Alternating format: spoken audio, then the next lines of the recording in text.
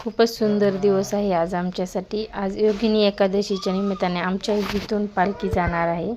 त्यामुळे सकाळी लवकर उठून आमची मुले तयार झालेली आहेत आणि पाहू शकता तुम्ही हा मोठा मुलगा कसा, बघा हा छोटा मुलगा हा रेडी होऊन हा पण पालखी बघण्यासाठी खूपच उत्सुक असतात दरवर्षी।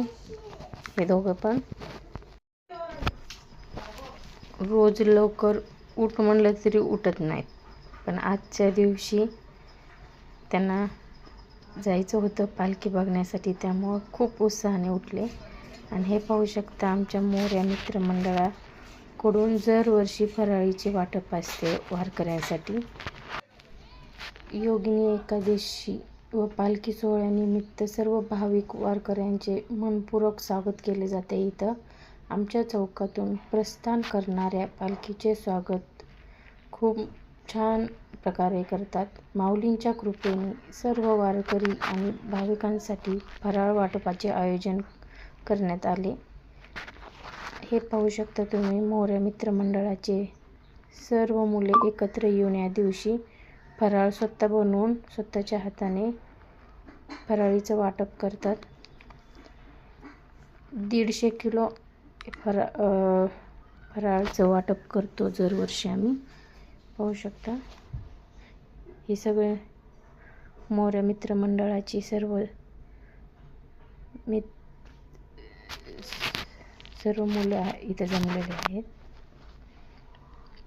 प्रत्येकाचा हातभार लागतो हे खिचडी बनवण्यासाठी।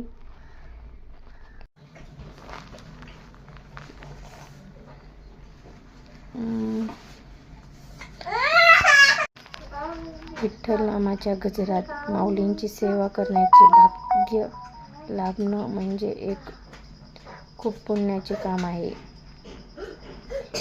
चला आज माऊलींच्या सेवेत लीन होऊया।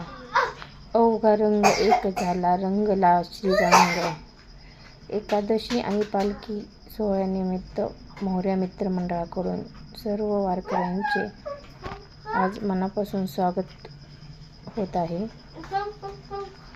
माऊलींच्या भक्तीत आणि सेवेत सहभागी होण्यासाठी खूप जण इथं जमा होतात आज।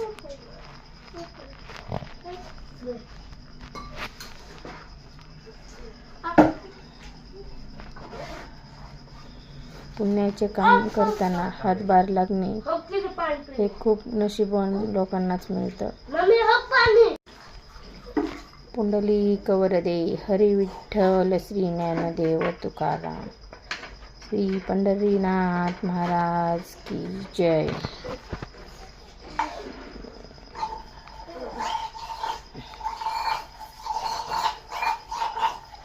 संत ज्ञानेश्वर तुकोबांच्या चरणी आमची ही छोटीशी सेवा रुजू हो हीच प्रार्थना।